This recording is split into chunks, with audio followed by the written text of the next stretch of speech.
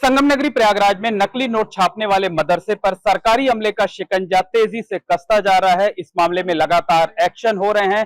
2 दिन पहले अवैध निर्माण की जानकारी सामने आने के बाद प्रयागराज विकास प्राधिकरण ने इस मदरसे को सील कर दिया था। मदरसे के दोनों गेट पर इस तरीके की नोटिस चस्पा कर दी गई थी। उसके बाद अब मदरसे के 3 बैंक अकाउंट को सीज करा दिया गया है। प्रयागराज पुलिस ने सील की ये कार्रवाई की है।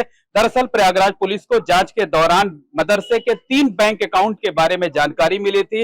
ये 3 bank account Indian bank, bank of Baroda और स्टेट बैंक ऑफ इंडिया में संचालित हो रहे थे। पुलिस को जानकारी मिली थी कि इन तीनों बैंक अकाउंट में तकरीबन 40 लाख रुपए की रकम जमा है। इसके बाद प्रयागराज पुलिस ने तीनों बैंक मैनेजरों से बात करके इनके अकाउंट को सीज करा दिया है। इसके साथ साथ बैंक मैनेजरों से इनका जो ट्रांजैक्शन है इन अकाउंट्स का, उसके बारे में जानकारी मांगी है। दरअसल पुलिस ये पता लगाना चाहती है कि बैंक के जो 3 अकाउंट थे उनमें पैसा कहां से आता था, कौन लोग पैसा देते थे, कौन लोग चंदा देते थे, किन लोगों को कहां कहां से जो है बैंक मदरसे के पास पैसे भेजे जाते थे और क्या ये पैसे बैंक अकाउंट में थे, मदरसे के रजिस्टर में, मदरसे के रिकॉर्ड में उन सभी की एंट्री होती थी या नहीं होती थी। तो जब तक पुलिस पड़ताल नहीं कर लेती है तब तक मदरसे के तीनों बैंक अकाउंट सीज रहेंगे। पुलिस इस बात का भी पता लगाना चाहती है कि मदरसे को फंडिंग कहां से होती थी। कहीं ऐसा तो नहीं कि किसी बाहरी देश से फंडिंग होती रही हो, कि इसके पीछे कोई आतंकी कनेक्शन तो नहीं है, कोई संदिग्ध लेन देन तो नहीं किया गया है। इन तमाम ऐसे पहलू हैं जिनके बारे में प्रयागराज पुलिस पड़ताल करना चाहती है। तो नकली नोट मामले की जांच कर रही पुलिस टीम की सिफारिश पर ये तीनों बैंक अकाउंट सीज किए गए हैं। और आपको बता दें कि यहाँ पर जो कार्रवाई है, कार्रवाई का सिलसिला लगातार जारी है। पहले प्रयागराज पुलिस ने यहां पर छापेमारी की थी मदरसे में। आप जो ऊपर की तरफ हिस्सा देख रहे हैं, इसमें कार्यवाहक प्रिंसिपल तफसीरुल आरफीन परिवार के साथ रहता था। यहीं पर छापेमारी के बाद पुलिस ने नकली नोट छापने की फैक्ट्री पकड़ी थी।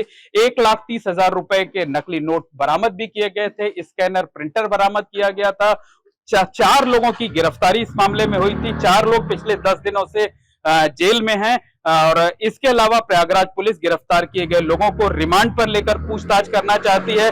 प्रयागराज पुलिस की तरफ से कोर्ट में रिमांड के लिए अर्जी भी दाखिल कर दी गई है। उम्मीद जताई जा रही है कि शनिवार यानी कल इस अर्जी पर सुनवाई होगी और इस मामले में कोर्ट कोई फैसला लेगी कि जो चारों आरोपी गिरफ्तार कर जेल भेजे गए हैं वो उन्हें पुलिस की रिमांड में दिया जाए या ना दिया जाए। तो निश्चित तौर पर कहा जा सकता है कि इस मदरसे पर शिकंजा लगातार कसता जा रहा है। आप देख सकते हैं कि बुधवार को इस मदरसे को सील किया गया था। यहाँ तमाम नोटिस चस्पा किए गए हैं। इसके साथ साथ एक ये नोटिस भी लगाई गई है विकास प्राधिकरण की तरफ से कि ये अनधिकृत होने की वजह से इस निर्माण को सील किया गया है। यहाँ पर किसी तरीके का अब कृत्य अगर किया जाएगा, खरीद फरोख्त की जाएगी, निर्माण किया जाएगा या सील को खोला जाएगा तो वो गैर कानूनी होगा।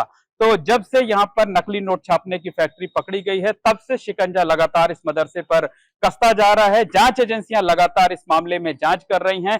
मदरसा जांच एजेंसियों के रडार पर है और तमाम नए नए तथ्य सामने आ रहे हैं, तमाम नई नई जानकारियां सामने आ रही हैं। मदरसे को सील किया गया और अब उसके बाद जो है इसके 3 बैंक अकाउंट को सीज करा दिया गया है।